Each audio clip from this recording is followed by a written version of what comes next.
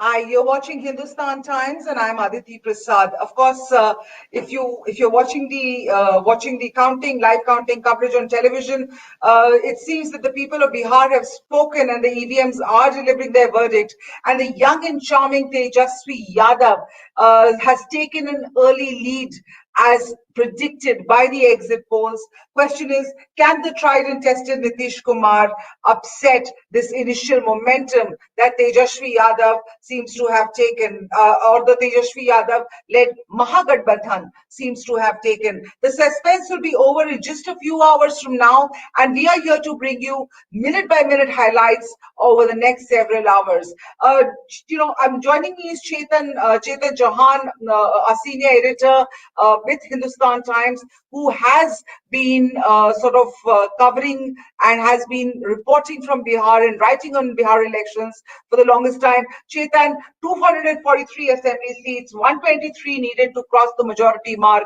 Do you believe the exit polls will ring true today?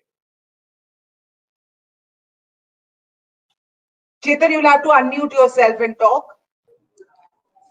Can you hear me? Yes, I can. Please. Can you hear me? Yes, carry on. It is too early to say because as of now, postal ballots have been counted.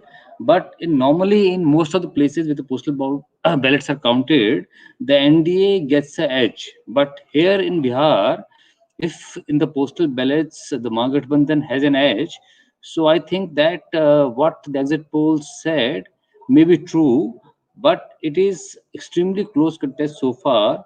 The trends are available for about 200 seats, of which Mahagathbandhan is leading in about 100 seats, NDA in about 85 to 90 seats, and about 10 seats the others are leading. So, from the clear trend, it appears that the NDA's game plan of projecting Nitish Kumar as the chief ministerial candidate has not really worked. Uh, what I think they just clicked for Tejaswi is that about 35% of the Bihar's voters are in the age group of less than 35, who haven't seen the Lalu's era, who haven't experienced Lalu's era.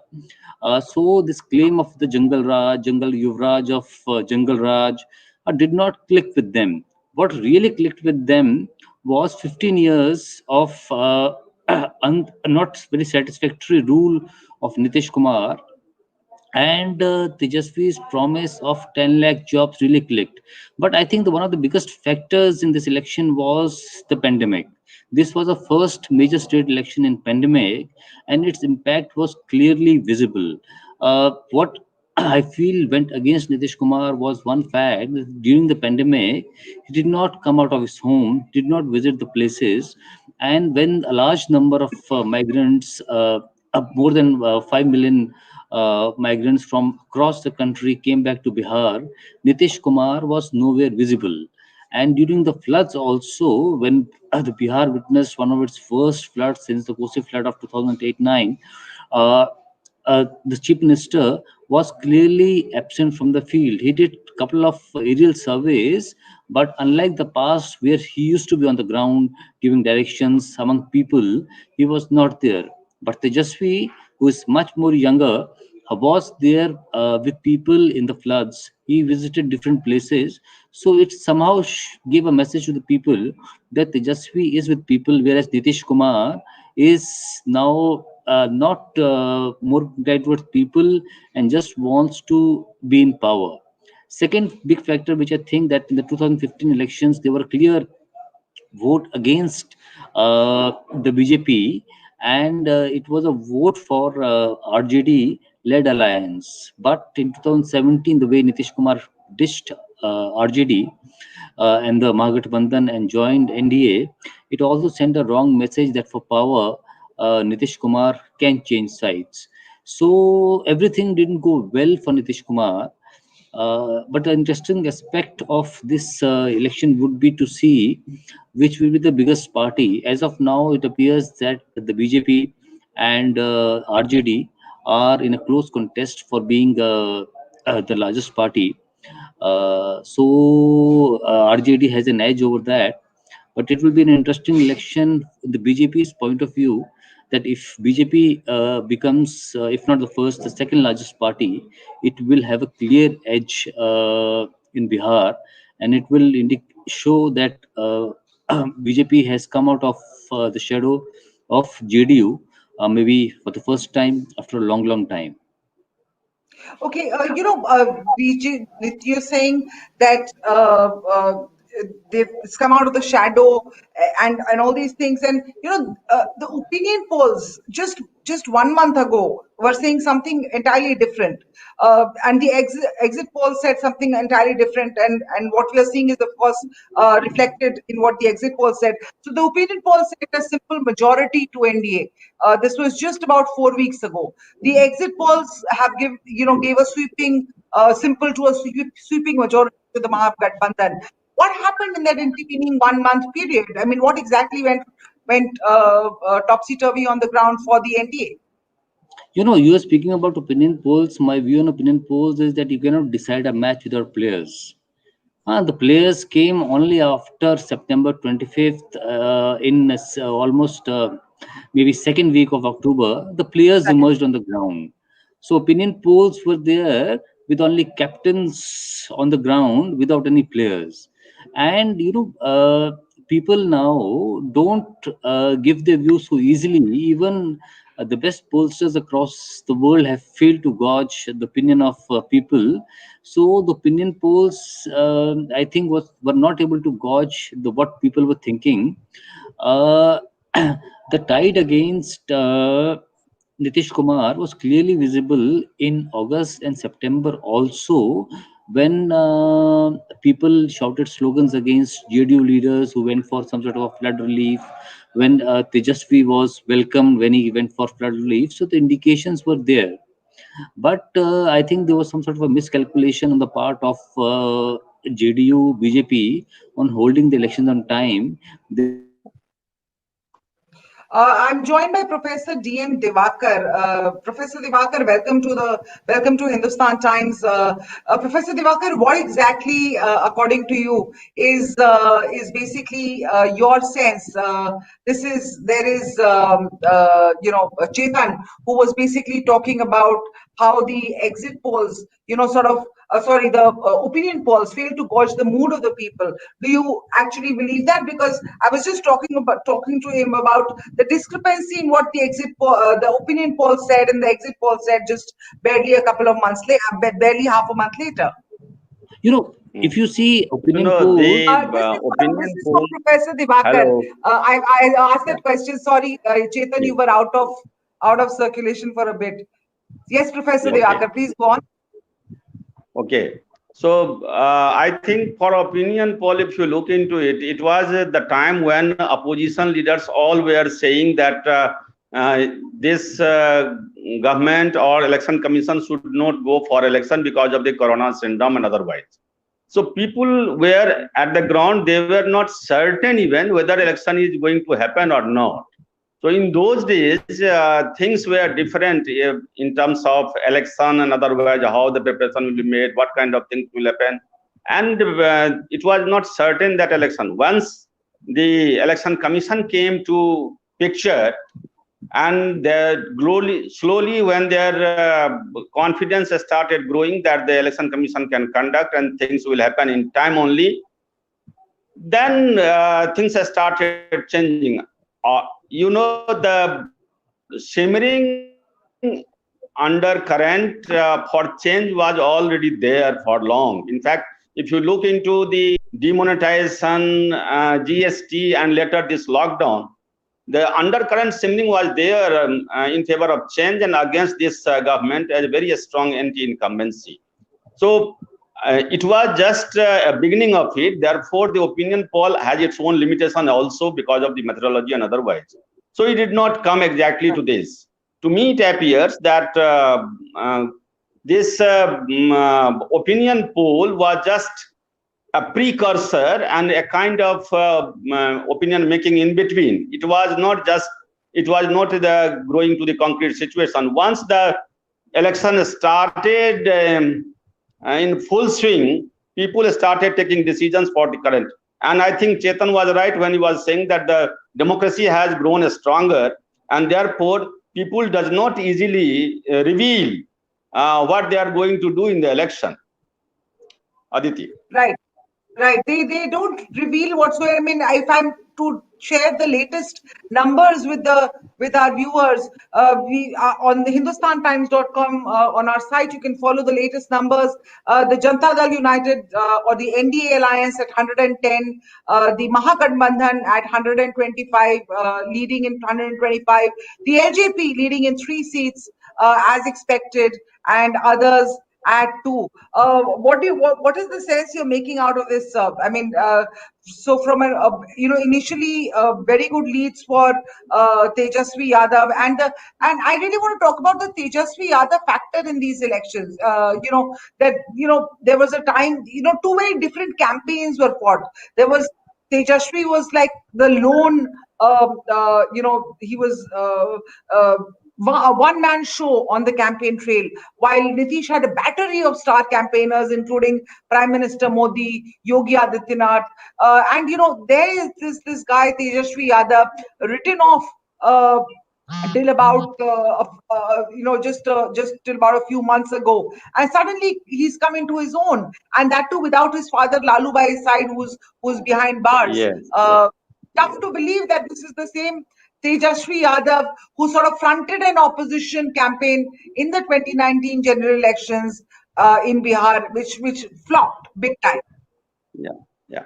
I think from 2019 to 2020, there were many things happened in between. And the turning point was the mistreatment to the returned migrants. The way the returned migrants were treated in Bihar after lockdown, and the apathy came from the people. That was, Bihar is a place of the migrants. Since they don't have employment here, so when they came back, the situation changed completely. That is one. Second, initially when you look into the virtual rally of Amit Shah, and then people started thinking that the established party will have better infrastructure to go to the people, and they can influence the people otherwise. But the way things started, and I think Tejashwi made a very good alliance with left and Congress, and the left gave a very sizable. I mean, it was not expected that left will get that much of seat, although they were insisting of more than that.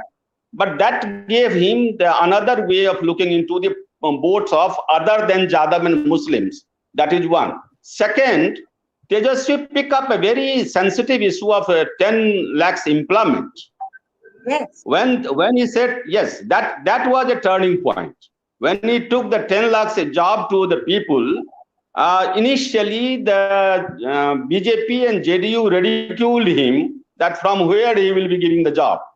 And Nitish Ji, yes, Nitish Ji, unlikely to his nature, he went hitting below the belt. And that did not go well to the people. That is one. Secondly, Sushil Modi did a blunder. He came to press saying and giving the details breakup of the vacant position in the government up to 10,45,000. Different sectors, police, medical, teacher, and other sectors, secretariats. And he gave a detailed breakup of the 10,45,000 vacancy in the government sectors. And he said 58,000 crore will be the cost of that. And if we will spend this money to the employment, then the development work will be stopped. And this gave a very serious message to the youth that this government is not going to give us employment even in the next term. And then there was a turnaround in the rally of Tejashwi Yadav. And it picked up very well, and it picked up so well that later, after 2 days, BJP changed its stand and then became defensive, saying that they will give 19 lakhs a job to the हाँ, people but in the उन्होंने next job phase. नहीं बोला था sir. Sir उन्होंने job नहीं बोला था। They said livelihood. There's a I mean Yeah, उन्होंने they job said employment, not livelihood job. हाँ Yeah. 19 Livelihood. Lakh Yes. livelihoods देंगे। Only ये 4.5 lakhs job and others. Yes. Ji Only हम जो देख 4.5 रहे lakh थे jobs and others were, yes. right. What we were seeing on Yeah. television, I mean, many of my colleagues traveled to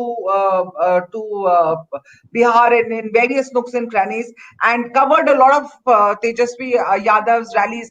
The excitement and the electric excitement. वो कहता था आप लोगों को 10 लाख नौकरियां चाहिए और सब लोगों का जो एक जोश होता था crowd का. That was electric and Yes, that yes. was on It was. It was. made that claim Yeah. way back in September. So, Chetan, you believe that was the turning point of this campaign, really? Ek jo migrants were walking home and their walk back home, Tejashwi Yadav capitalized on that, got the pulse of the youth of Bihar who were disappointed with just the Bijli, Sadak, Pani and law and order which Nitish Kumar had provided over the last 15 years. Aisa nahi hai, Nitish Kumar did not do anything. No, if you look at these elections, there are several factors which went in his favor. One, the plight of the migrants who came back, the government of Bihar not showing any sort of apathy towards them was one of the factors which may have triggered it. But I think Tejasvi Yadav, RJD, were very clever in stitching the alliance they had. Harm on RSLP they experienced in 2019 elections were that these two parties are unable to transfer their caste votes to Mahagathbandhan. So they kept them on the tender hooks for a long time and slowly pushed them out by not offering them enough seats. At the fag end of the elections, when the elections were announced, and there was very less time to stitch up a new alliance. So Harm and RLSP, which were not vote getters for the Mahagathbandhan, had no option but to go to NDA and get over Right. whatever they can. Even a VIP, Mukesh Saini's party, in place of them, he got the left parties. Left parties have not a sizable but a limited number of a vote, maybe 10,000, 15,000 in some areas. They have a good number of votes also in places like Begusarai. So the left parties can get their cadre vote transferred to a Mahagathbandhan. So that calculation was there, and they also gave Congress a formidable number of seats, knowing well that Congress strike rate may be worse in the alliance, but to keep Congress together, to keep that upper caste vote of the Congress, which they thought can be transferable, will be transferred to some extent. So that alliance factor also played an important role.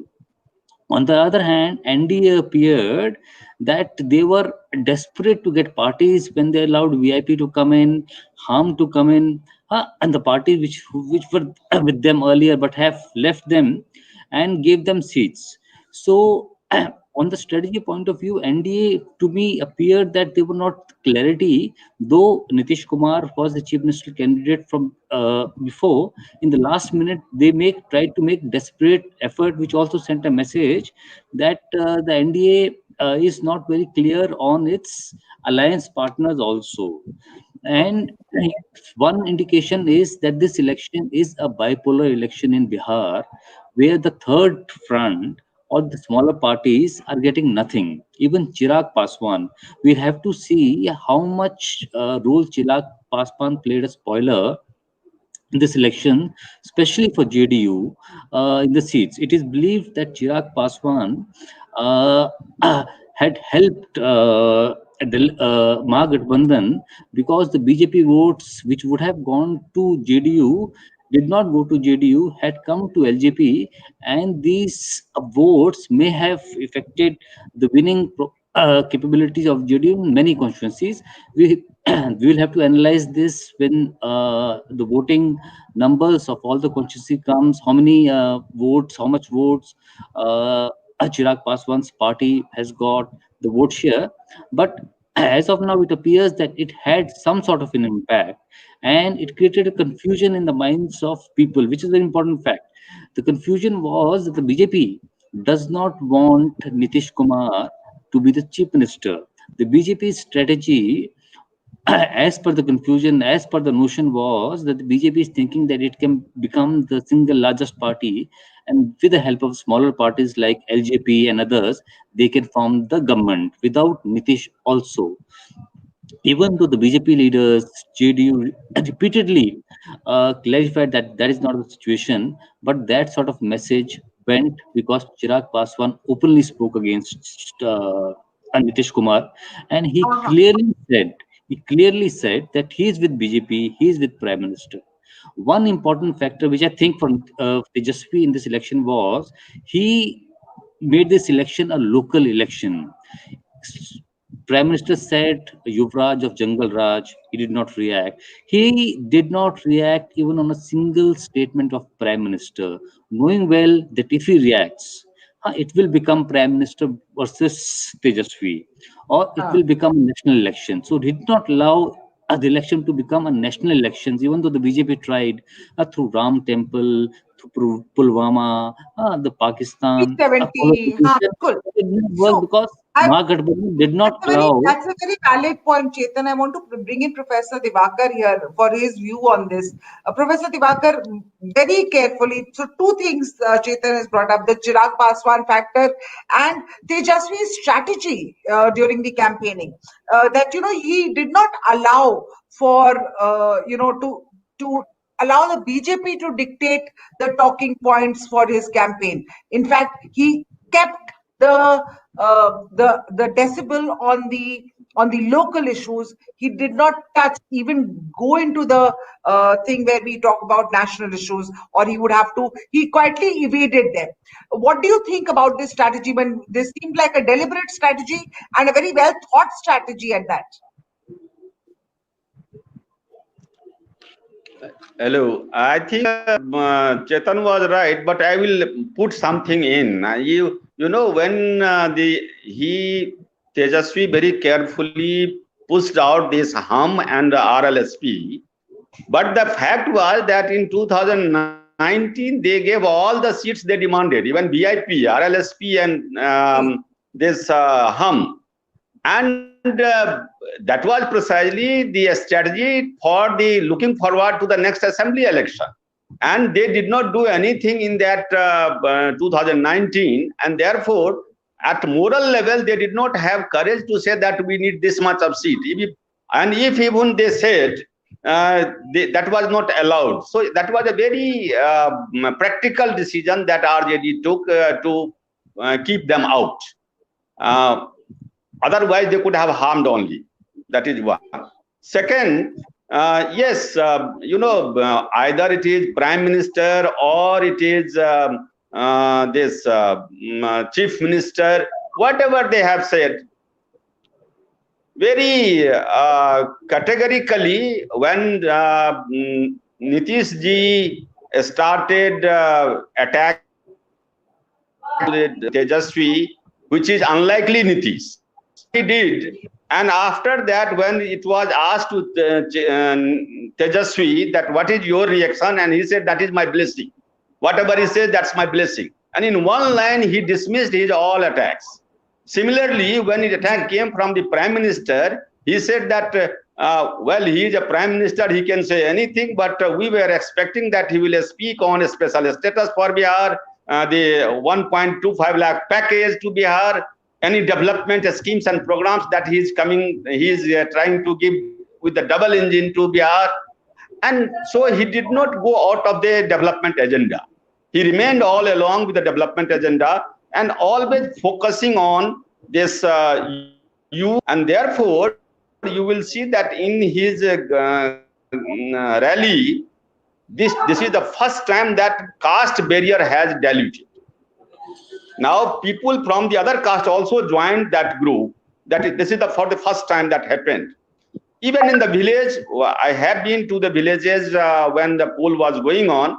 Upper castes have voted RJD, which was unlikely. Earlier, It was not. And if you try to understand why it happened, we have to go little back, 1 year back, when Tejashwi started press conference, and सबरी के बैर सुदामा के पैर, ये दोनों मेरे लिए महत्वपूर्ण हैं. So kind of wittiness that Lalu had, this communication skill he imbibed from him, and therefore he gave a message to Dalits and upper caste as well to come into that fold. And second moment was when he again, the people from the other side, NDA, Sushil Modi and Nitish Ji, started saying that no, this will not be enough. Because the kind of damage that you have made to the upper caste, they are not going to forgive you. They will not forget. And then he gave another public statement that we are for social justice. We will be doing social justice. But if there is anything that happened wrong in this process, we beg. And that gave a very good message to the people that Tejashwi is not the legacy of that old RJD. He is a new addition with the new thoughts and streams. So people started welcoming Aditi. Right. So your, I want to bring in Chetan here. Your voice is not coming to me. Okay, you'll have to sort of adjust your mic, sir, and possibly you'll have to adjust your mic. I'll tell my team to call you. My team will give you a call on your mobile phone just now. It's not coming to me. My team will call you just now. I'm not hearing you.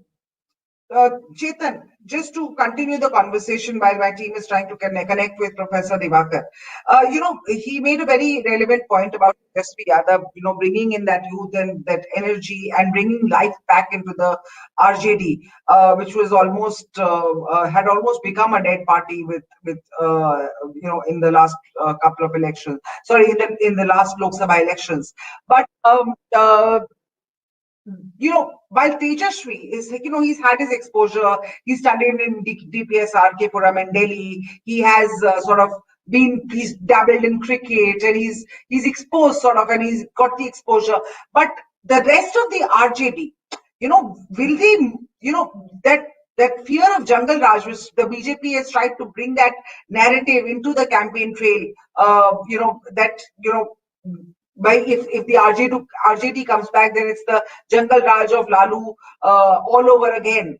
The muscle men and the law and order, lawlessness, which used to define Bihar at one point in time. Now, that RJD, apart from Tejashwi Yadav, RJD, the people around him, apart from one or two people like Manoj Jha, who's a former DU professor, they are all the same. The other MLCs who are going to come in, the RJD MLCs, will the change that the Naya Bihar that Tejashwi Yadav embodies or is trying to sell in this election, do you think that will become a reality, or will it sort of dwindle along the way? Unmute. In RJD, yeah. I can hear you now. Please. If you see the ticket distribution in RJD, you will be amazed to find that a large number of young people have been given tickets. More than about 60% of the tickets is to people less than 50 years of age. 50 is considered extremely young in politics. So this election, the RJD also went for transition. Some senior leaders like Shyam Rajak, who joined RJD from JDU, he was not given ticket. Several other senior RJD leaders were also not given tickets. The children may have been given tickets, but the RJD indicated that it is moving, it is in transition. The younger leaders, the new leaders were been given tickets, and the message was there that it is not the same old RJD of Lalu Prasad and Rabri. It's a new RJD of English-speaking Swave, Tejashwi Yadav, who knows pulse of Bihar, who knows pulse of what young people and who's want talking in Bihar. Employment and industrialization. Now, he was speaking in the language of young Biharis. The message he said is that Nitish Kumar may be very good administrator, but he does not understand the aspiration of young Biharis. That was a message in the last 1 year he has sent through social media, through his visits, that Nitish Kumar does not understand anymore the aspirations of young Biharis. You know, Sadak, Bijli, Pani, or maybe environment is fine, which Nitish Kumar had been doing. He may have brought almost every village now has a road in Bihar, maybe Kacha road or Pakka road, but that is fine. So he went to the next step of providing jobs. Employment, he said, is the most important aspects, creating economic avenues. In one of the interviews I heard Tejashwi saying that in Lalu's era, it was an era of social justice, which they tried to deliver. But now it is an era of economic justice. So that word economic justice is extremely important. Economic justice means employment, economic avenues to everybody, irrespective of caste, uh, creed, or religion. So that was also the 10 lakh employment also was sort of an unifying factor, because everybody thought that they will get a job, there will be more economic avenues. When he spoke about industries, economic growth, he spoke about giving jobs, livelihood avenues to everybody in Bihar. So this election, Tejashwi Yadav transcended the caste barriers, expanded his appeal among the upper caste also. As Professor Diwakar Right. was saying, in many of the constituencies, RJD also fielded upper caste, which was unheard of, to woo the upper caste voters also. And second was, RJD had done a ample survey in Bihar on the winnability factor, who are the candidates who are winnable, who are not, and based on that, the tickets distribution was done. In RJD, as compared to maybe Congress or BJP or JDU, the rebellion was least. When the rebellion is least in a political party, it is some sort of an indication that there is a sense among candidates that this party is going to do well in elections. So I think luck was on his side also, on Tejasvi's side, because COVID happened, and Nitish Kumar being on a higher side of the age, having comorbidities, was slightly fearful of going out, venturing out during COVID, and left too much on his bureaucracy. This was a feeling in Bihar that Nitish Kumar tries to govern through bureaucracy, and the petty corruption in Bihar became a major issue in Bihar elections, which Tejashwi also raised, that for any work, if you have to get a land document, you have to pay. If you have to got small thing done, it has to pay. So the day-to-day work in the government office and the petty corruption linked with it, Tejashwi made that a poll issue. So Hmm. issues which connected with common people in Bihar, Tejasvi made them poll issues, which and thereby he connected with people. Whereas Right. Nitish Kumar spoke about his development work, which nobody refuted. But Tejasvi said that we have to think beyond Sadak, Pani, Bijli, and so his agenda was much more appealing than the Nitish Kumar's 7 pledges, which he has promised in his manifesto also. So it was much more than that. And secondly, the fatigue factor, one should not ignore that Nitish was there for 15 years. In 15 years, people get fatigue of a particular leader, a person, a way the Right. system works. So they were willing to Yeah, give Pandra's, a chance. 50 years anti-incumbency is a fairly long time. I mean, and frankly, his he was Nitish Kumar was a sort of a welfareist, right? His welfareist, with the Bijli, Sadak, Pani, law and It was a order. social, Those yeah. were those were the things that he'd already capitalized on in the previous elections. And I think the COVID this time, in my view, and the migration and the aspirations of the Biharis, who they still had to sort of move out of their state to in order to get a good education, in order to get a good job. That whole thing that came to the fore with this entire COVID emergency that was wreaked at least not just on Bihar, but the entire world. But let me talk to you about, you talked about the caste equations, uh, Chetan, and very meaningful in Bihar elections. The EBCs and the Mahadalits, they traditionally supported Nitish, but this time around, going by what we are seeing, and let me just bring the latest to you, that Nitish seems to be leading in 112 seats right now.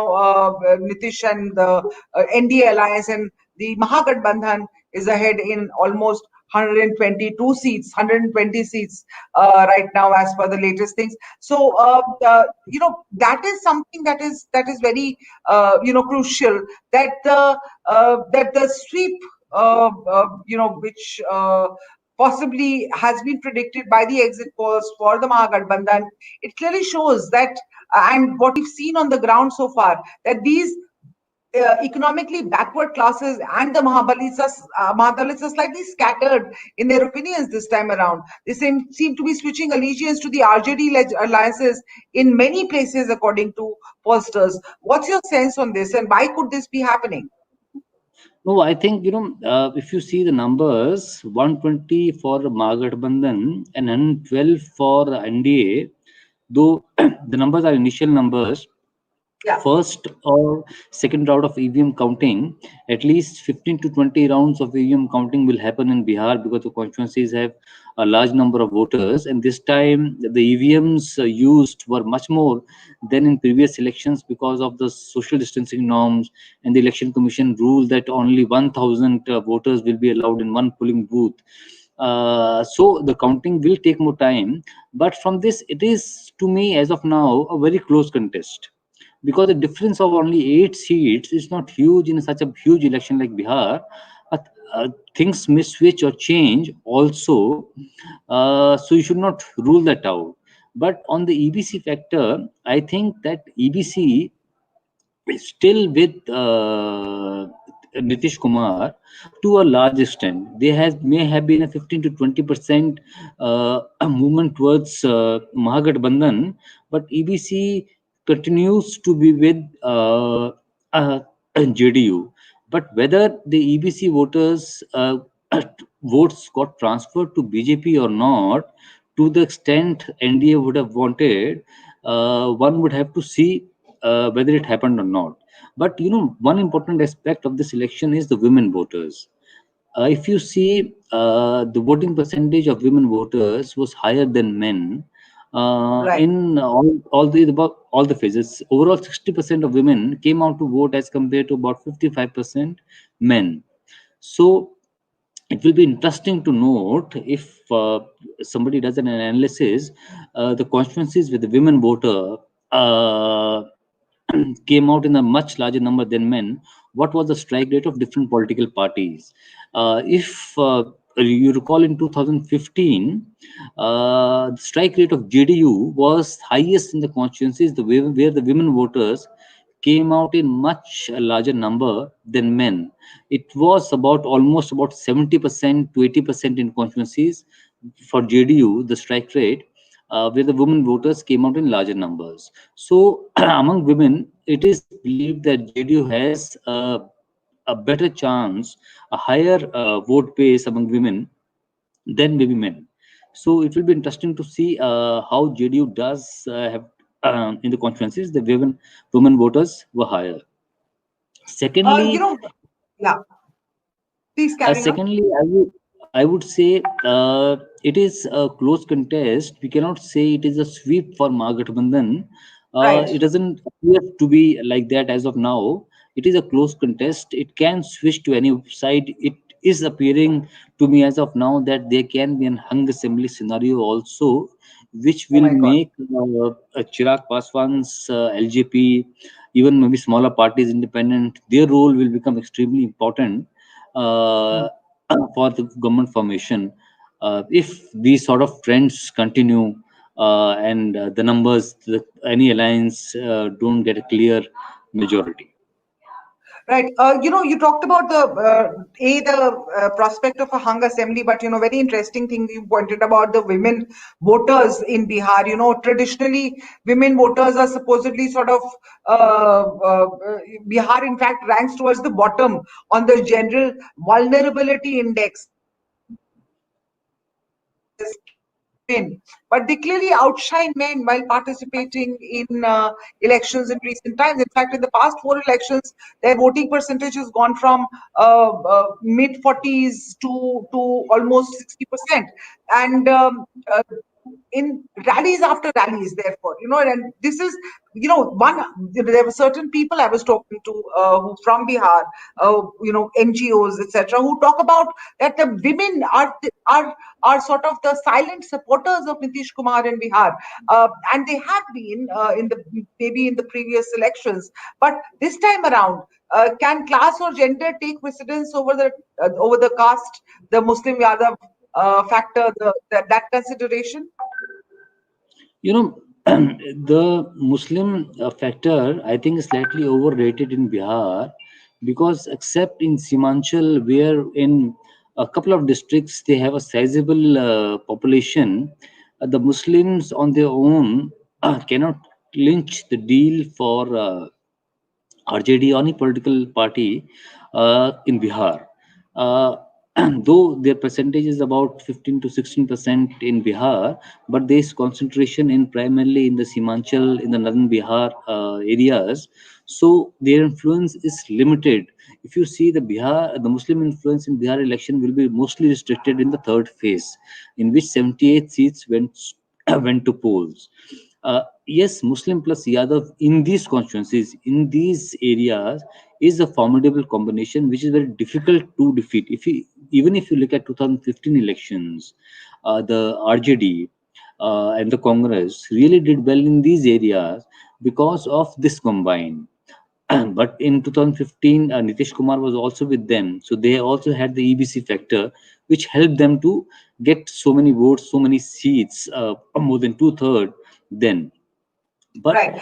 um, but Muslim vote, if you have spoken to people in Bihar, this time the Muslim votes have gone for Mahagathbandhan clearly, except in a couple of constituencies where a local candidate of Oasis AIMIM was a strong local leader.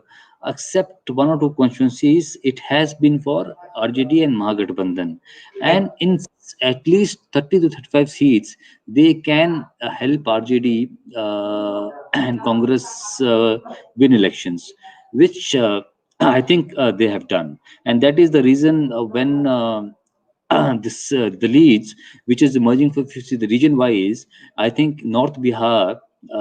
As of from our reporters, what we are getting feedback from Patna is that they are really doing well in North Bihar in the last phase because of the Muslim Yadav combined factor. But the BJP and NDA has really done well in the second phase seats. If you look at, so they have really done well in that. And first phase seats, if you see, it is almost about 50-50 for both the alliances. I also want to sort of bring in Sunetra Chaudhary, our political editor at this point. Sunetra, thanks for joining us. Sunetra, we were talking about the women voters and how, and of course therefore the caste factor, can class or gender, like in previous elections, the sort of the silent supporters of Nitish interest. There have been 60% women voters this time. In rallies after rallies, Nitish Kumar has explained the various incentives this government has initiated for girl students, the bicycle scheme, the 55,000 grant, and all the other benefits that he's and of course the 50% reservation for women at panchayat level. So all of that he's been talking about it. Will the women voters come to his rescue again?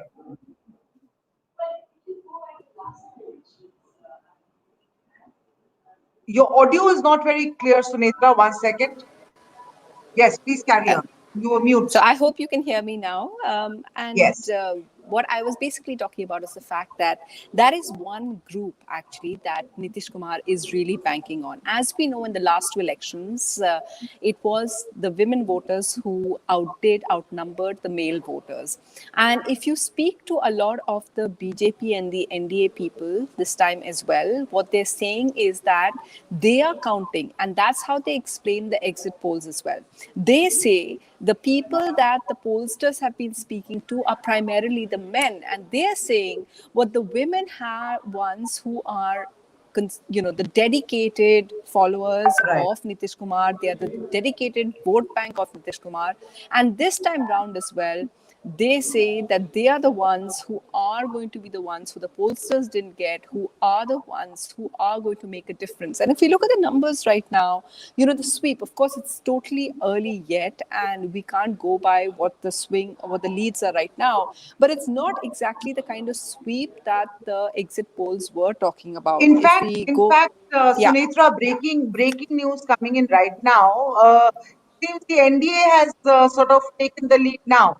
It's as you were pointing out, it's not really a sweep for the Mahagathbandhan as initial trends showed. It's 119 for the NDA. 121 for the NDA. Even as we speak, it's gone up. Leads, and RJD is leading in 113. Not RJD, the Mahagathbandhan is leading in 113 constituencies. So clearly, it's coming out to be a close contest instead of a sweep that many of the exit polls predicted. But of course, there's still several hours to go before taking a final call. For sure. And if we go by last time round as well, Aditi, Bihar is always a surprise. Bihar is always the one that people find very difficult to, in fact, get to kind of decipher. It also has its own kind of tune. It has at several points bucked national trends as well, whether it was 2015. At that time, the exit polls had said that it's going to be a clean win for the BJP. And of course, we know that it was the Mahagathbandhan that went on to win that election.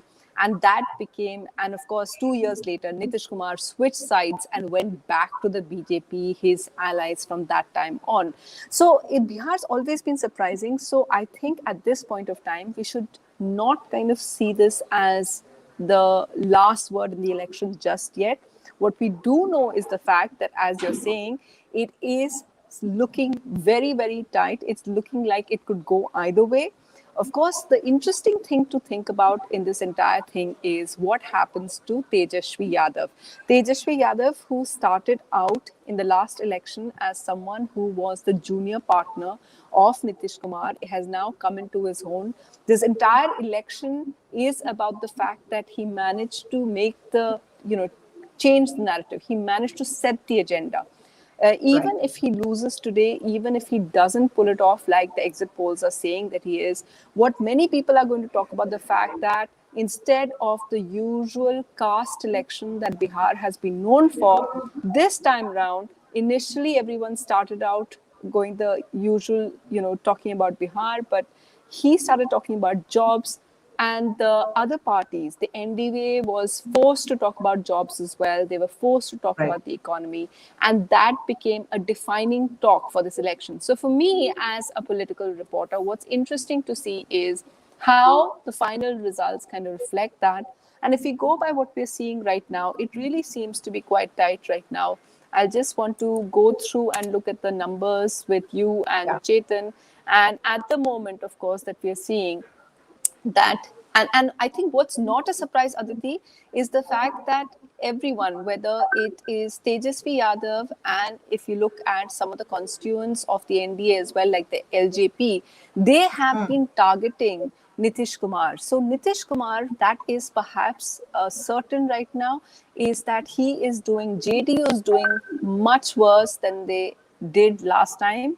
If they were leading in 71 seats last time, and that's what they got right now, the leads are down from that time. They're only showing leads in 50 of them. So significant fall from what they did in 2015. As some people in Bihar point out, Aditi, Bihar has seen a change every 15 years. That's what happened with Lalu Yadav. So could it now be curtains for Nitish Nitish Kumar? Yeah. Nitish Kumar, sorry. Yeah, Chetan, your view on this, the change every 15 years that Bihar sort of sees, Netra is talking about. Your sense on that? It may be coincidental that every 15 years this has happened. If the change happens, uh, 15 years of Lalu's RJD's rule, and then 15 years of Nitish uh, rule. But frankly speaking, 2015 was also a vote for change, to a large extent. Uh, because RJD Nitish Kumar came was part of Mahagathbandhan. The Bihar politics is not as straightforward as it appears. And in the past, initially the Congress was there for a long time. Then Lalu came, but I think if the people have looked for change, 15 years period given to Nitish Kumar was a good period, and nobody will dispute the fact that Nitish Kumar brought a very good positive change in Bihar. He changed the narrative from the caste to a large extent to development in Bihar. He connected almost every village with road, provided electricity, and was working on water also. If Tejashwi becomes the chief minister, I think he will have to take the positive development agenda of Nitish Kumar ahead. He cannot afford to leave it behind and start a new development agenda. He may In add fact, yeah. employment. In fact, right. In fact, that's just not enough for the voters in Bihar anymore. Clearly, given by the sentiments against Nitish that we've seen coming out from across television channels, across our reporters who've been traveling along the length and breadth of Bihar. There's a lot of anger against Nitish, and that anger is not because he's not. I mean, everybody knows what he's done over the last 15 years, but clearly he's not. He's not done enough, and now they want more.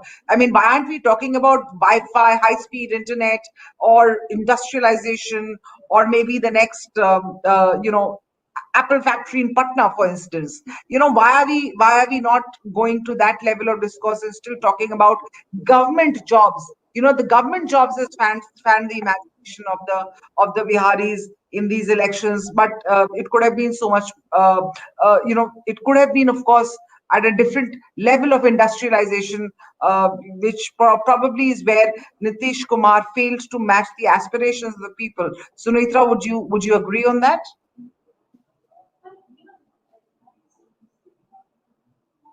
Sunitra, Looking just at fact unmute that this yourself. is Unmute yourself before talking. I've unmuted you right now. I've unmuted you. okay. Please carry on. It's okay.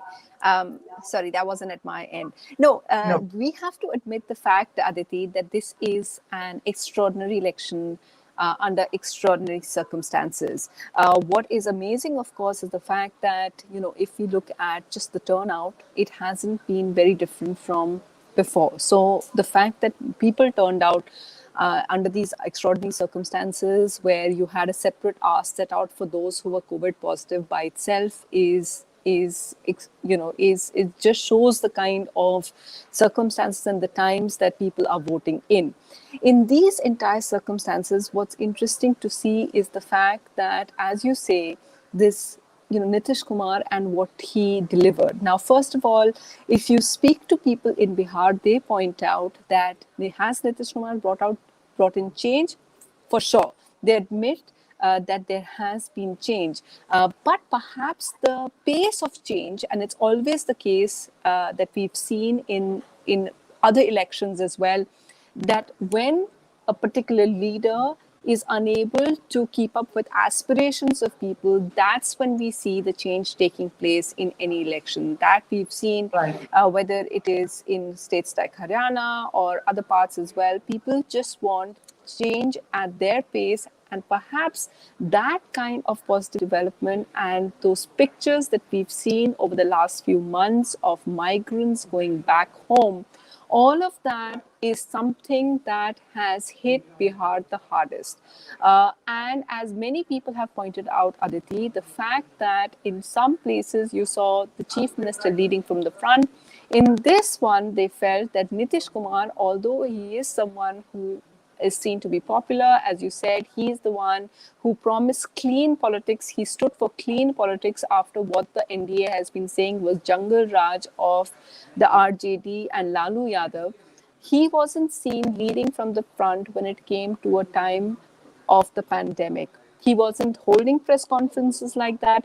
And so that perhaps is something that the opposition was able to target him with. What's also interesting, what we mustn't forget, Aditi, is the fact that the opposition was very clear. While one of the main campaigners of this election was Narendra Modi, they figured out they didn't want to make this a Modi versus opposition kind of election, which is why Right.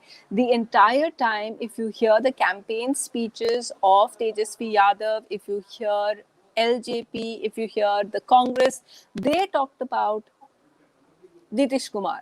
They were very clear that this was an assembly election. This was not a mandate on Narendra Modi, because they felt they didn't want to go into that tricky territory where they would be talking about Modi's popularity and challenging that. So it became doubly problematic for Nitish Kumar, because one, in the time of the pandemic, where things are tough for anybody, for any particular leader, we are seeing, and this is perhaps a global trend, Aditi, as well, is that we are seeing leaders who are seen to be taking things under their belt, leading from the front. They've done much better. Of course, this is on a much kind of larger scale, but this is something that many people are pointing out about Nitish Kumar.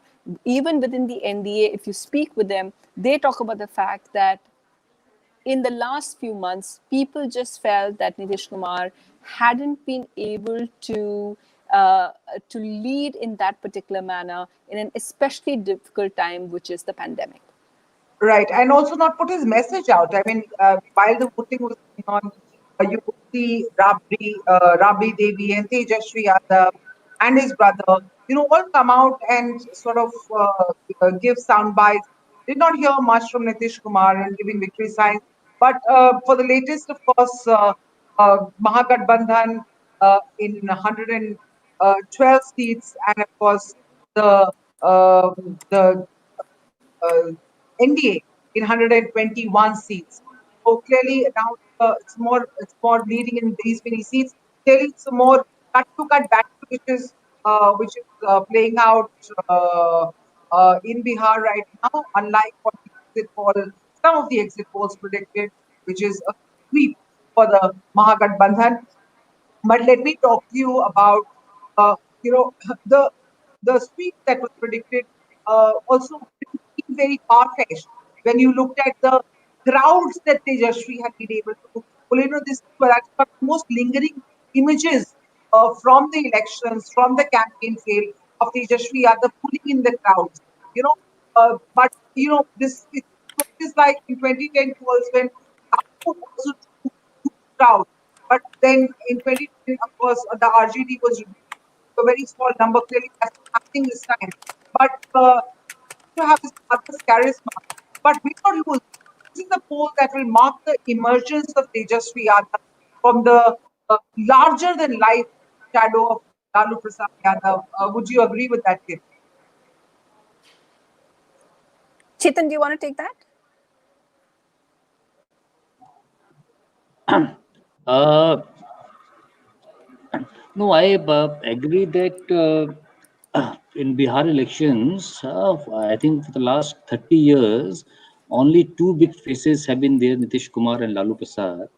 This election also, if you heard people in the rallies, Tejasvi, many still said that they had come to see Lalu's son. So Lalu factor was still an important factor in Bihar, because a large number of Yadav population, the older one or maybe in the middle age, they considered that Lalu Prasad Yadav was able to provide them social justice and dignity in society, which was missing for them for years. And they also give him credit for delivering on the Mandal Commission recommendations. So Lalu factor was important. But I want to add something on the counting front. As far as the trends are concerned, two emerging factors which I can see is the strike rate. If I see, The BJP strike rate of the total number of seats they have contested is about 50%, whereas JDU is really down. It is only about 35% as Hmm. compared to about 65% in the last elections. On the part of Mahagathbandhan, the RJD has a strike rate of almost 50%, which is similar to BJP, and Right. Congress is also doing much better than what was expected. It has a strike rate about 40%. So, in all, if you see, go by the strike rate, it appears the weakest link is the JDU, which has really suffered.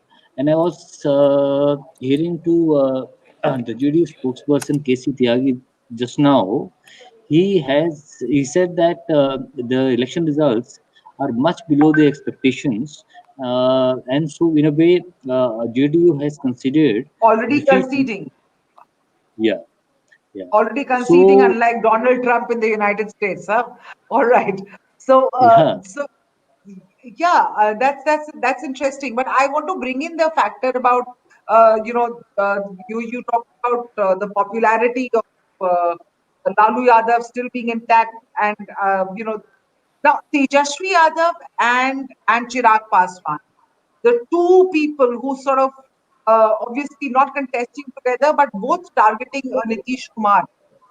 And of course Chirag Paswan calling himself Hanuman of Prime Minister Modi at the same time, and yet hitting out at his alliance partner and saying that he's corrupt and everything else, that he should he's tired and he needs to move on.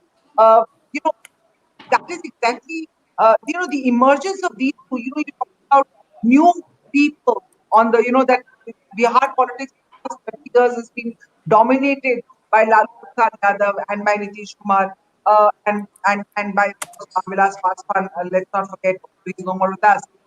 But now with these new kids, there is a Tejashwi Yadav and there's a Chirag Paswan, both giving a challenge. And I mean, do you see them as the future faces of Bihar politics? Let me ask that to you, please, Sunetra. For sure. I think, in fact, I would disagree a little bit about, I mean, not disagree, but take a different kind of view on Lalu Yadav, because I think if you look at this entire election, for me, it has been a coming of age election of Yeah, yeah. Tejashwi Yadav. In fact, if you look at the fact that, none of if you go to their websites, if you go to the social media feeds, and that's important in this election, of course, because of the fact that a lot of the campaigning has been done online. Every day, Tejashwi Yadav was beginning with a Facebook Live. He was giving a lot of speeches, doing a lot of things on social media. If you look at all their posters, you don't see Lalu Yadav anywhere at all. In fact, in the manifesto, among the various smaller photographs that are there, there's, Lalu Yadav is just amidst that. It's just Tejashwi Yadav throughout.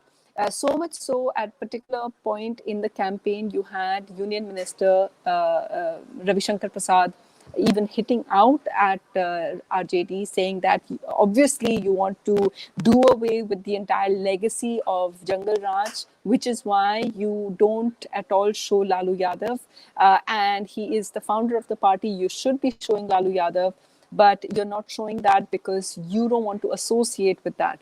In response to that, you had, of course, the strategists in the RJD say that, look, the entire thing about this election is that for us, the migrant who is transcending caste, who is transcending age, who is someone who is young and just needs a job, the entire thing, the face of the election is that person. It's not Lalu Yadav or Tejashwi Yadav.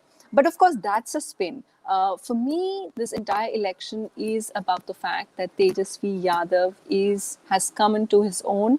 Last time round, he was the deputy chief minister, and after 2 years, when he had to step down, when he lost the vote of confidence, when Nitish Yadav switched and went back and formed government with the BJP, at that particular time itself, Tejashwi had said that this is a complete kind of betrayal of of the will of the people, that they had actually wanted Nitish Kumar and Tejashwi and an RJD government. So, it's interesting to see whether those the kind of people, the crowds that had come at the entire rallies, were they the people who are also going to vote for them? Now, if we go by the fact and look at the numbers right now, Aditi, we know that at the moment the JDU is much below what they had done last time round as well. So,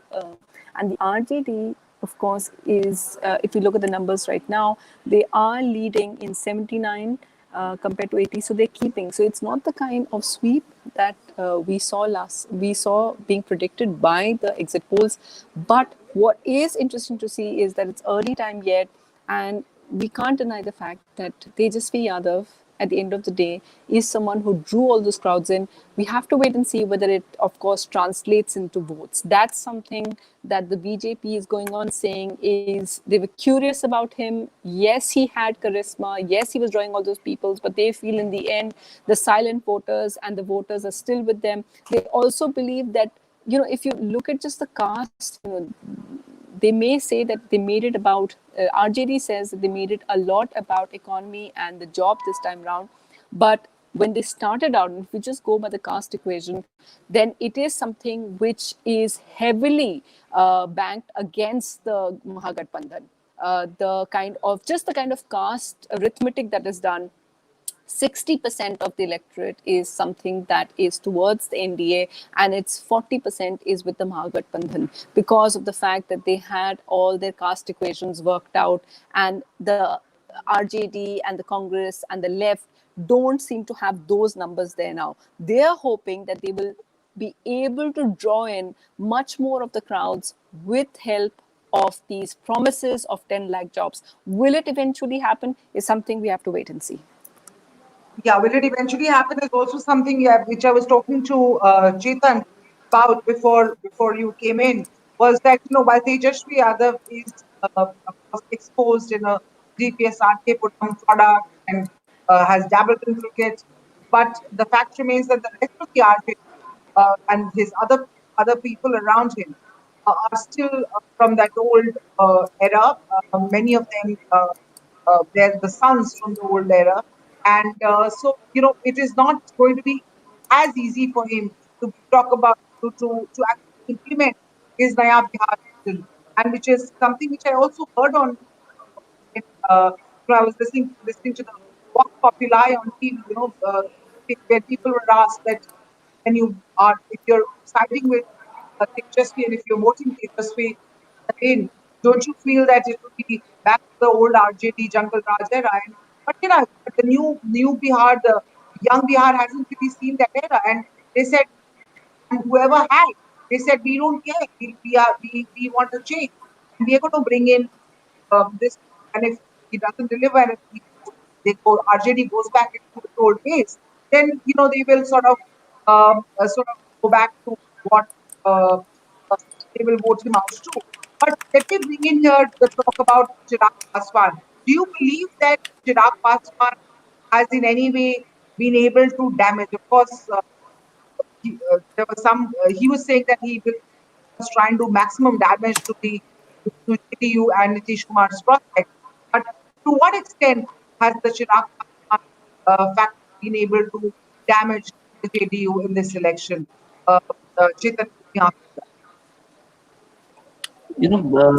Chirag Paswan factor, as of now, it appears it may not have much of an impact, but for that, one will have to look constituency-wise the votes the LGP has got, especially in the seats where JDU made an election. What role LGP candidate played in that constituency? So I think one will have to do a deeper analysis of that once the results come in, or the trends are available later in the day, where at least 50 to 60% of votes are counted. But as of now, if you see the numbers, it does not appear that LGP may have contributed hugely. because it does not getting the huge numbers. Its voting percentage so far is also 3 to 4%, which is the average votes LGP gets in Bihar elections, has been getting in Bihar elections since November 2005. We should recall that in if February 2005 election, the LGP had really done well when it got 29 seats and was uh, played a role of a kingmaker. But since then, the LGP's vote share has been coming down. It has come down to about 5.6% from 14% in February 2005, sorry. So it will be interesting analysis for later part of the day. What sort of impact uh, Chirag Paswan had. But yes, Chirag Paswan has damaged JDU more than BJP. If you see the seats, the BJP's number is about 10 seats more than what they got in the last assembly elections.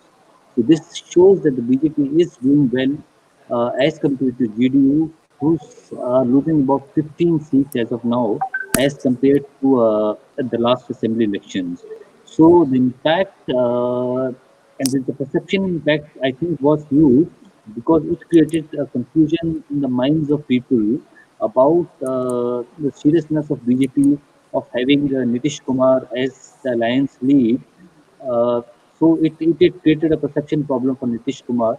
Uh, I'm sure it will have some sort of impact when the final numbers come. Right, right. Let me bring in Abhay Mohan Jha. Welcome, sir, to Hindustan Times, and thank you for joining us. It's Abhay Mohan Jha is a veteran journalist who resides in Bihar, and I want to ask you, sir. You are seeing as are we. You know, it's not a sweep for the Mahagathbandhan as some of the experts predicted. What as of now, JDU plus, that is the NDA is leading in 124 seats. The Mahagathbandhan is leading in 112 seats. It seems like a neck to neck fight. What's your first on where the counting is going?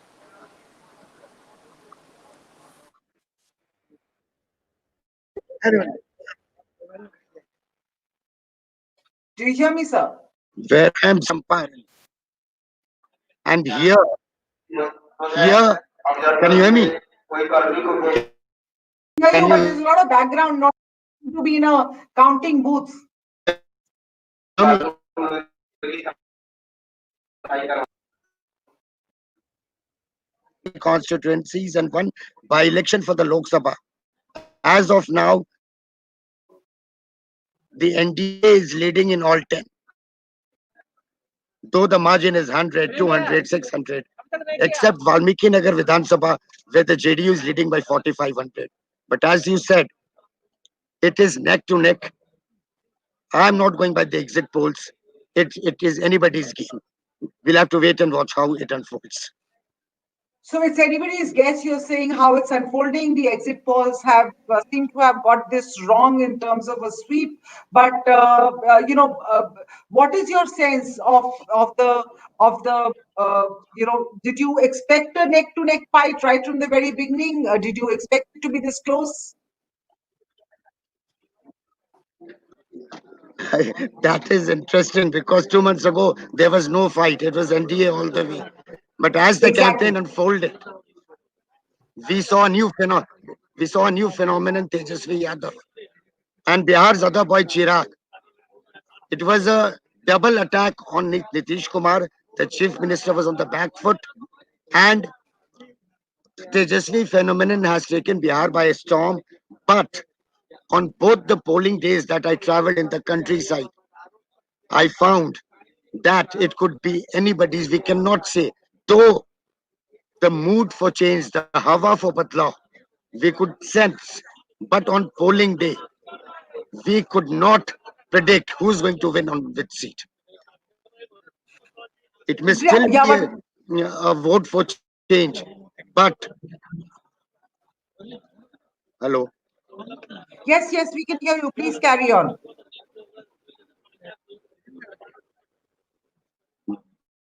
but driving into the country countryside. I saw interior villages. I was surprised to find very few young men in the villages. I talked to the few who were there. I talked to the village elders. They said they have gone back to wherever they work, Punjab, Haryana, Surat. So many of the young men went away. But yet, this is supposed to be a generational vote, and the cry for change is there. But how Bihar has voted, we'll have to wait for a few more hours. Right. So just your connection is very weak. I understand you are in a counting. You see somewhere where counting is going on. What's the mood like on the ground That, of the various that's parties right. that you are around?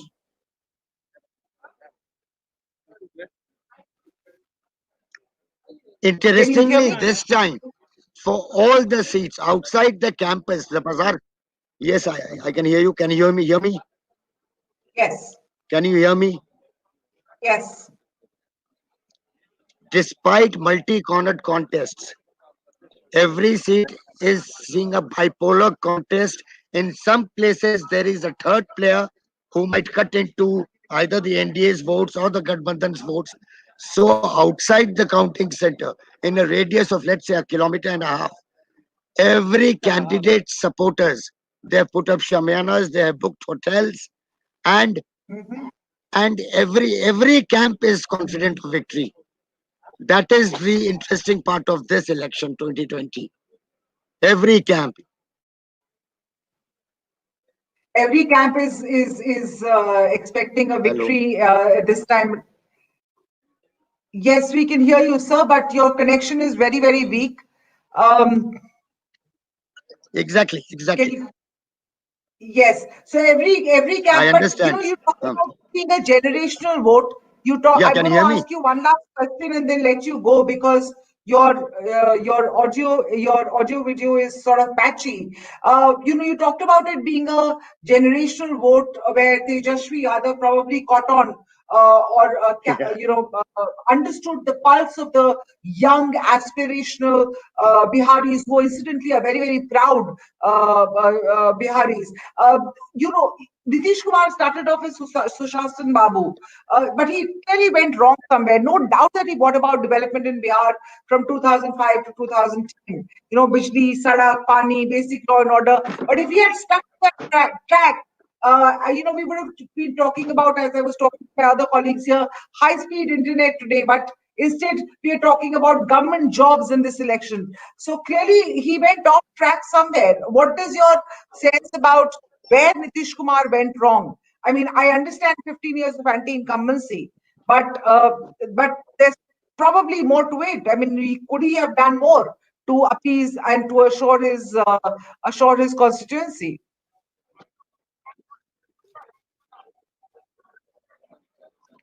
Nitish Kumar brought about a drastic change in 2005.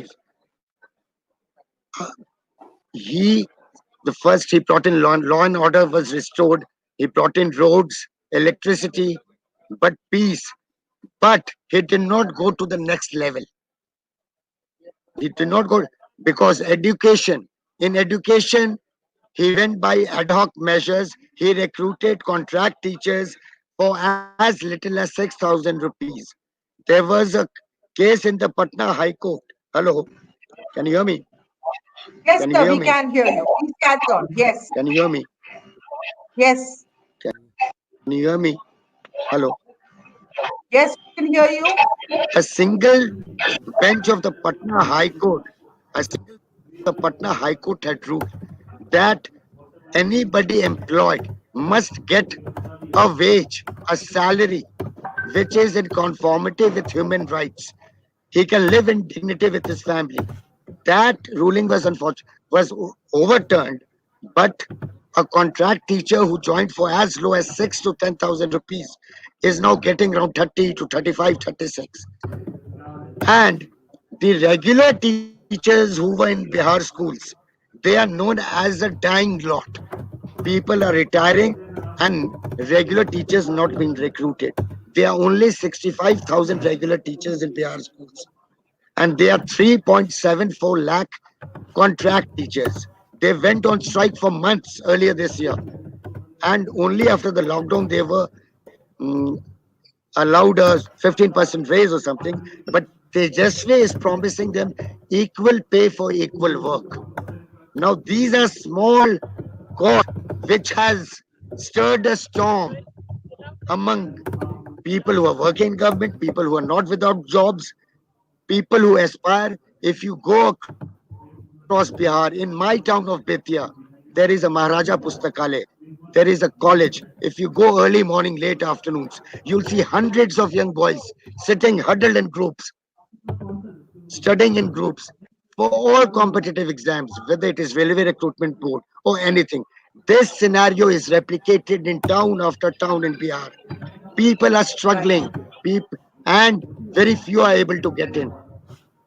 You travel across Bihar, every village will have at least 10 to 12 engineers, people with BTech degrees, getting jobs for as low as 8 to 10,000 to 15,000 rupees. They consider themselves to be educated technocrats, but they are not getting jobs. They are emigrating. So that angst of the youth, that was just sparked by Tejasvi, and that has what has struck us all. So that so the generational vote, Tejaswi, and in fact, Tejaswi and Chirag Paswan appear to be on their family friends. They've been friends. I did you hear me? Tejashwi and Chirag Paswan appear to be, they know each Yes. other very well. They have healthy respect for each other. These two young people, do you see them as the future of politics in Bihar? A future which was dominated by Lalu Prasad Yadav and Nitish Kumar for the last 20 years, a past and a future. Do you see these two as the future, hallbearers of Bihar politics? These two boys promise a new leadership, definitely. But we'll have to wait and watch. In case Tejasvi becomes the chief minister, we'll have to wait whether he'll be able to deliver. Will he be allowed to deliver? Will he pick a new team? Will he fall back on his father's old advisors? A lot remains to be seen. But we'll talk about that later. We should not judge him now. But by the way he's Right. taken the campaign, he promises. And in Bihar, another thing I heard on the campaign ground, any candidate who was above 50 or above 60, people used to say, Buddhe ko ticket de diya. Now parties must also wake up and nominate young men and women to contest. A new leadership should should not be confined to a Tejasvi Yadav or Chirag Paswan. For every constituencies, this is a message to the political parties, to the grand old party of India, to the regional parties. You have to get in the young people. And that is a future I foresee for Bihar. Okay, let me sort of Was I bring in audible? Sunetra here. Yes, you're absolutely fine. We can hear you. Sunetra, you were talking about the Muslim Yadav vote bank, and I think that's a question that possibly also Mr. Jha can shed some light on. You know, the Muslim Yadav vote bank, which has traditionally been the sir, can you hear me? Mr. Jha, can you hear me? Okay, Yeah, Mr. yeah. Jha seems to have, I didn't get your yeah. question. No, I'm asking the Muslim Yadav vote bank, Yeah, sir, which, could you repeat the question, which please? I'm saying that the Muslim Yadav vote bank has been a force to reckon with in the state of Bihar. No, Lalu Yadav won them over in the 90s and they've sort of largely stayed with the party. But in the 2005 and 2010 elections, that vote bank sort of dwindled away. But in 20, with this time, they seem to be back with the party. Do you get that sense? Will this Muslim Yadav and of course 70 seats to Congress, so some upper caste votes. So this Muslim Yadav combination and these upper caste votes, will this become a winning combination for RJD in the next few hours? or not the RJD, the Mahagathbandhan. Muslim Yadav, yeah, Muslim Yadav vote bank since 2005 has been only in a media lexicon. It has been a myth from 2005 till now. But yes, that was considered to be the core vote bank of the RJD. And if you recall the early 90s, just after the Mandal Commission recommendations were brought in by VP Singh, the original combination was MYR, Muslim, Yadav, and Rajput. Later, it became a MY. And in successive elections, we have seen that the Yadavs have not voted or block for the RJD. They've also voted. A large number of them have gone away to the BJP. All right. Even now, the BJP has a Yadav support bank. But yes, in this election, which Tejashwi triggered, the Nitish Hatao campaign that he launched, the Yadavs by and large have combined with the Muslims, and they have taken No. Okay. So I think people are talking. I think we are losing you. Your connect. Yeah, we've lost him. His connection is not very good, Sunitra. But I think he was making a bit. No, he's back. He's back with us. So please continue.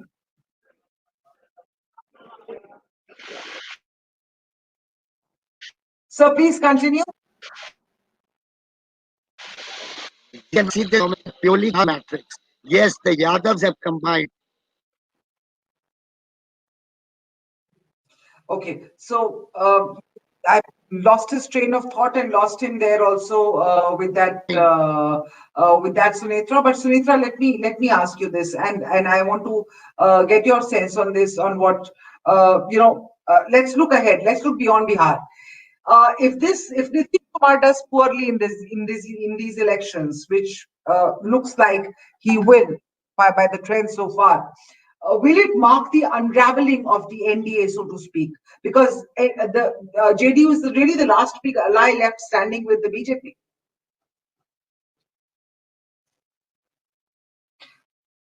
Unmute. People in the BJP when the exit polls came out. I spoke to a lot of party workers on the ground, and they immediately started saying that, look, there's been a feeling for some time now that is Nitish Kumar going to be a bit heavy for us. But for the BJP, right from the word go, right from the beginning of the campaign, when there was speculation about this, when it was kind of looked at that a lot of the anti-incumbency, he's been their chief minister for 15 years. Abhay Mohan Jha also pointing out that there were a lot of expectations, and he seems to have delivered on a lot of them. But it's 15 years; it's a long time. So for the BJP, it is immediately they're going to be huge if this doesn't go well, as everyone's pointing out right now. And we are hoping that our colleague Roshan Kishore also joins us in a short while from now. Only a minuscule amount of votes have been counted till now. But what's interesting in this is, of course, and I'm not going to look at our website. I've just been looking at the Election Commission website, which of course is, very, very, it goes by the official thing, and is much slower but steadier as well. Even that as well, you see over there, if the BJP is leading in 54, but the RJD is also leading in 54. So it's really neck and neck over there. But other parties, whether it's the Communist Party, CPI-ML, it's leading in 10 seats. Now, that is really significant over there. It just shows how the Mahagathbandhan and their constituent groups, and it's significant if you look at the other constituents of it as well. The left one, it's the CPM is leading in 3, the CPI in 1, but CPI-ML, which many thought the Mahagathbandhan had given too many seats to because it had given 19, is leading in 10 of them. And many people feel, Aditi, why it's significant right now. Sorry to just kind of, take the train of thoughts to a different way right now. But many people feel that this has been this may be the difference between the Mahagathbandhan doing well and how it did in the previous election, which is the 2019 one, where they didn't do well at all. The left wasn't part of it. if you remember that famous fight that happened where Yes. Tejashwi Yadav was there, he's supposed to have completely been against the idea of Kanhaiya Kumar, and Kanhaiya Kumar's campaign was covered by all of us very, very prominently. And now, of Right. course, they are part of this Mahagathbandhan, and they've kind of sorted out their turf. And that many people feel is key in this election, Aditi, because there was only a kind of very narrow gap in the margins in many seats. And because of the fact that the left has a dedicated vote bank, which is also a transferable vote of about 5 to 10,000 in many of those assembly segments, assembly constituencies, they may be the key in this election. So that key vote is significant, and we can perhaps see that in the EC's website right now, where we see CPIML leading in 10 of those seats. Now, I remember yesterday speaking to some people in the BJP camp and asking them what they think about what the exit polls have showed, and they said that, look, they may have made a mistake by giving so many seats to the left parties, but if you look at the results thing right now on That's the EC exactly how website, it's panning out. yeah, it's doesn't seem to be a mistake. It seems to be something which was a careful calculation, which is paying off right now, because you see them leading in 10 of those seats. So that entire calculation which the Mahagathbandhan made may be a significant one. But coming back to what you said, the alliance, for sure, we see how this goes. And for now, we've already seen KC Tyagi come on air and say that concede defeat to some extent, and also kind of putting in the caveat that it's not a reflection of Nitish Kumar. It is a reflection of during the COVID times. And I see my colleague Roshan Kishore is there now, Aditi. So Yes. you may want to get him. Yes, no, Roshan. So while we were talking, Roshan, sent me a message saying our data is running a live. Data team is running a live from the ECI website as of 10:21 a.m., which is barely 10 minutes earlier. Only 4.14% of the total polled in the states have been counted. So make predictions either way at your own risk. Roshan, will you sort of talk about what you are predicting for those who are making predictions right now? Website, because those, and as of now only 5.2% of the votes have been counted. So I don't see, either way making predictions, whether it is the Mahagathbandhan or the NDA. I think it's a very risky business right now. The best strategy would be to wait at least for an hour. Let us at least wait till say 20% of the votes are counted, and then we'll be in a better position to make any predictions whatsoever. So the neck and neck fight, which is ongoing right now, Roshan, I did want to ask you a very significant, data led question, which is about the strike rate. Last time and this time, last time the strike rate of the BJP with the larger number of seats it had. What are you envisaging this time around? Well, I can't envisage anything, Aditi, right now, because, like I said, let's at least wait for 1/5 of the votes to be counted. Many of, let us remember what happened, with the Bihar elections in 2015. But the early trends actually showed that the NDA was on its way to form a government, and we all know what happened later. So I'm not saying that, the Mahagathbandhan will win or the NDA will win at the moment. I'm saying, we can't make any informed projections right now. Like, we should not read too much into exit polls, etc., whether they'll have a bearing on final results. That is why I'm saying we should not be able to not make any final projections right now. At least let's say till 20% of the votes are counted. That will be the best strategy.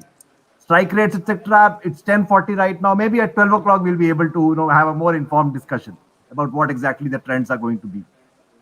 The impact of the coronavirus on these elections, Sunitra, and the pandemic. Uh, what's your sense from the ground of the impact of the virus on this election? Because we don't really want to make any predictions right now, and we don't want to put our foot in the mouth, as many pollsters obviously tend to do. But yeah, so let's discuss the voter behavior this time around. from what we saw in the exit polls giving a clean sweep to the Mahagathbandhan. Many of them, some of them, received simple majority. If Tejashwi Yadav gets out, would you call this the pandemic effect, or would you call this migrant crisis effect, or would you just call it plain and simple inability of Nitish Kumar to read the mood on the ground? I think the COVID effect is playing out on several fronts. First and foremost, the most, the obvious one, we've already seen one of the key players in this election, JDU's KC Tyagi. KC Tyagi, who is not just one of the key spokespersons, he's also one of the people who is the key person in the NDA, come out there and say and make an announcement that if first of all, he saw how JDU wasn't doing as well. It's down from last time. It's where it had 71. Right now, it's only leading in 50 seats. So KC Tyagi said it's not because of us. It is because of the fact it's a COVID effect. So that's one COVID effect that we're seeing right now. The assumption being that because he is the head of the state and these are dire circumstances, it is the chief minister who's bearing the brunt of that. That's what KC Tyagi is saying. The other aspect, of course, is the turnout. But in that, we haven't seen that much of an impact. Roshan could perhaps elaborate on that as well. We've seen, in fact, the Election Commission is very happy about the fact that you've seen people turn out. It's been as good as it was in 2015. So there we don't see the COVID effect that much as well. Where it is significant, perhaps, is in the issues. Now, if they're talking about jobs, if that has been the kind of rallying cry of election 2020 in Bihar, it is because it has been prompted at a time when you've had people plunge into recession, when the economy is down, when the GDP has been hit by 23%. And these are the circumstances that these elections are being held in. So that perhaps, Aditi, is what you're talking of, the COVID effect. That perhaps is what KC Tyagi is saying when he's saying that if Nitish Kumar does badly, it's because of the COVID effect. That in itself is one that many, even in the Mahagathbandhan camp, are calling it an unprecedented election, because they say that this is what transcended Bihar for the first time, to have an issue-based, an economy, and an election where they're talking about jobs and not caste. But Roshan perhaps can expand on that. Roshan, would you like to, please? As far as the COVID effect is concerned, hello? Can you hear me? You want me to expand on whether we'll see a COVID effect in these elections? Yes. Well, there are two ways to go about it, Aditi. First, as far as, like Sunetra said, as far as the turnout is concerned, there was absolutely no COVID effect. And, it is seen in the turnout numbers as well as the way electioneering went about in Bihar. It is unfortunate, but we saw absolutely no regard for social distancing and rallies. One of the themes around which the narrative started turning was actually the huge crowds in Tejashwi's rallies. So, as far as popular participation is concerned, I do not think COVID has had an effect on the elections in Bihar.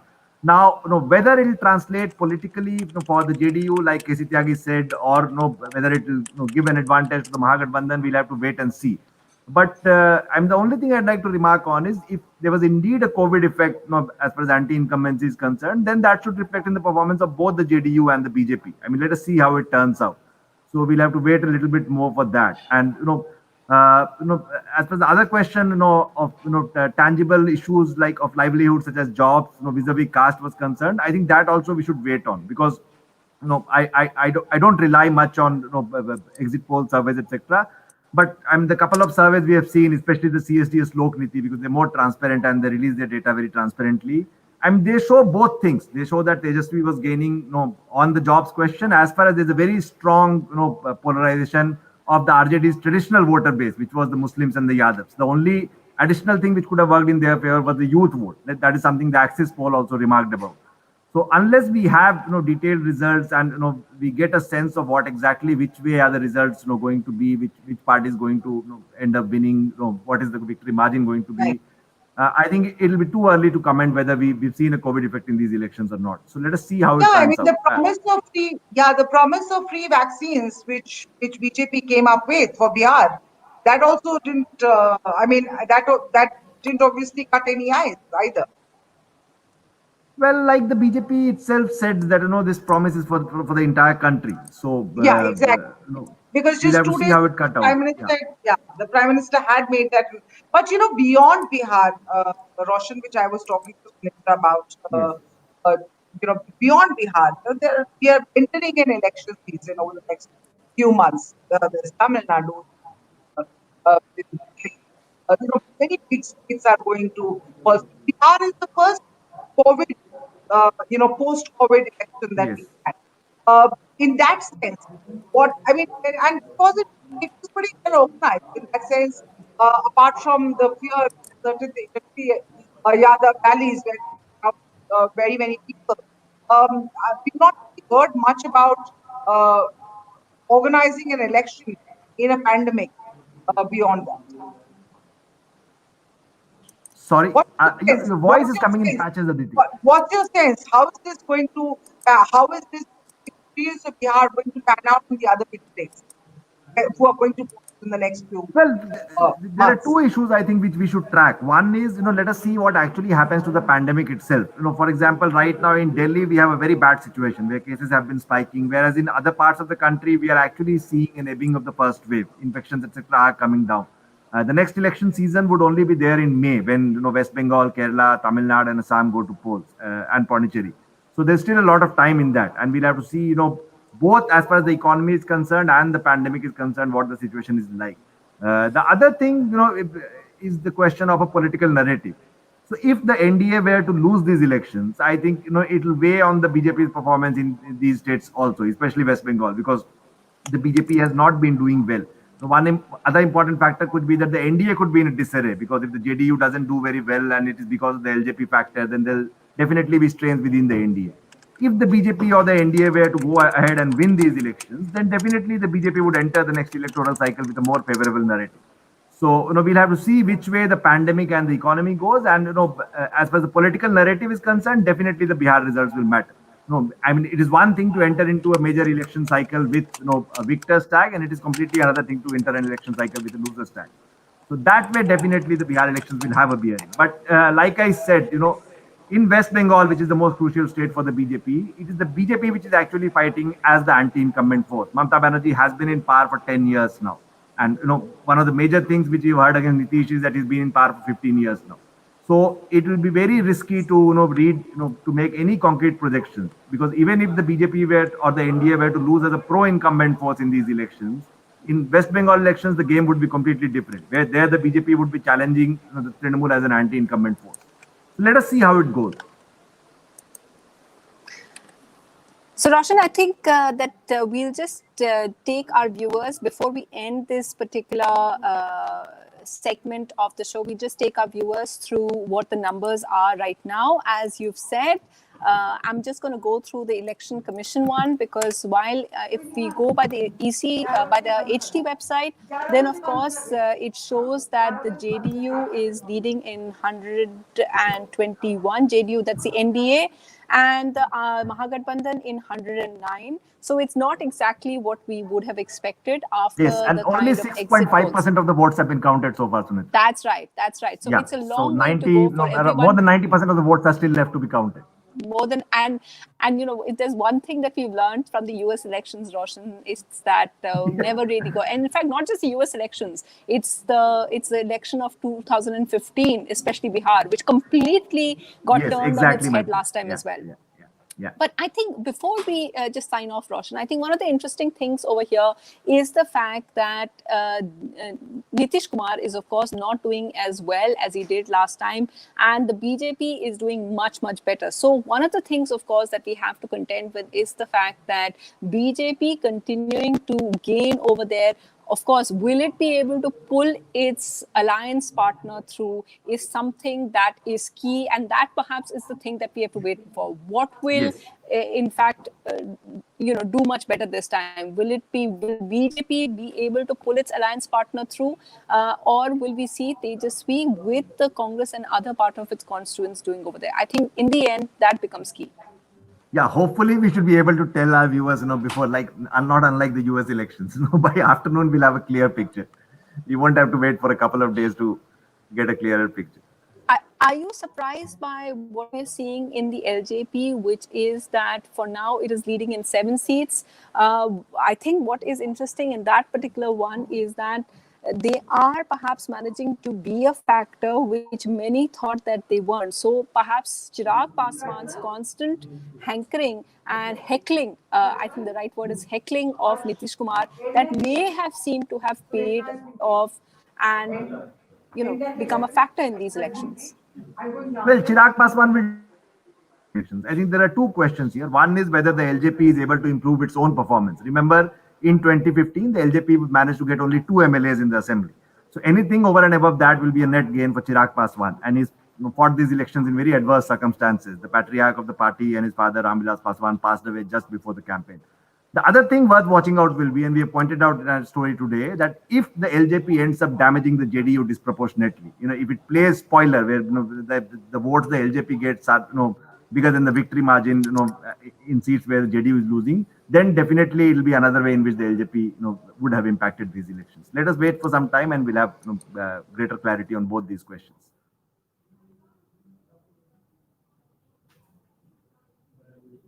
You're also originally from Bihar. Well, what was erstwhile Bihar. What's interesting is the fact that if you go by the EC's website, then the left is doing quite well. They are leading. CPI-ML is leading in 11, and also the CPM is leading in 3. So that seems to be significant. That may be something that is paying off for the Mahagathbandhan, because that was something that they'd also kind of worked into their arithmetic. Yes, if the left actually ends up in double digits, which is what it looks like right now, and that caveat is important, I think it will be a very big deal. I think it is after almost 2 decades that the left would actually have a double-digit tally in the Bihar Assembly. So that way, and I mean, it is definitely benefited. It's a two-way process. The RJD has benefited the left, and the left seems to be benefiting the Mahagathbandhan. But it will be a politically important thing. If the left were to become an important voice in the Bihar Assembly, I think it will also be one of the more important takeaways of these elections. I think you've spoken to him as well, the Parker of CPI-ML. One of the things that he pointed out, Roshan, to me when I spoke to him during the campaign was that it's highly unfair that the LJP, and everyone talks about Kushwaha, RLSP and LJP, but it was actually the CPI-ML which got 4 and they got 2 seats last time. So he pointing out that they've always actually been a factor. And what's also significant is the fact that in many of these constituencies, in many of the seats, and this is something that the Mahagathbandhan kept in mind, the kind of margin was very, very small. Margin of victory of the other side was about 5 to 10,000. And they feel that's exactly the kind of dedicated voters that the left commands, which will be useful for the Mahagathbandhan this time. That's definitely there. And the CPI-ML liberation, it is the first time that it is actually doing business with the RJD. It has traditionally placed itself as the anti-incumbent force, not just against the BJP, which is typical of the left in the rest of the country, but also against the RJD, which the ML saw as a ruling party in Bihar. I think the question of those few thousand cadre votes which could be decisive in a close contest is important. But the other thing I think which has not been appreciated enough is the fact that the RJD entered into an alliance with the left. I mean, we all accept that the left rank and file, its cadre base, is more trained and equipped to raise issues of livelihood and class and jobs and I'm the kind of hardship poor people have suffered. So I think the chemistry also matters here. It is not just the arithmetic which is benefiting the left and the RJD. Somewhere, I think the fact that they allied with the left rather than parties such as Upendra Kushwaha's or Mukesh Sahni's, which were essentially caste-based formations, I think it helped him make that appeal during the campaign. And a lot of people have been, when this election campaign started a month and a half ago, nobody was even giving the RJD a chance. So that way, I think definitely the left will have some credit if the RJD were to emerge as winners in these elections, or even perform very well compared to what it performed in the Lok Sabha election. That will definitely be there. The the other formation, AIMIM, all of these, and whether it's Mayawati, we also have VIP and other. Do you think there'll be a factor at all? Let us see. So, how do the VIP and Jitan Ram Manjhi's party perform, which are a part of the NDA? How do these other formations perform? Which is overseas, which is, the region worth watching out for is the Simanchal region in Bihar. The area which borders Bengal, the northeastern part of the state, where Muslims are a sizable majority. They actually managed to win a bipole, a year ago.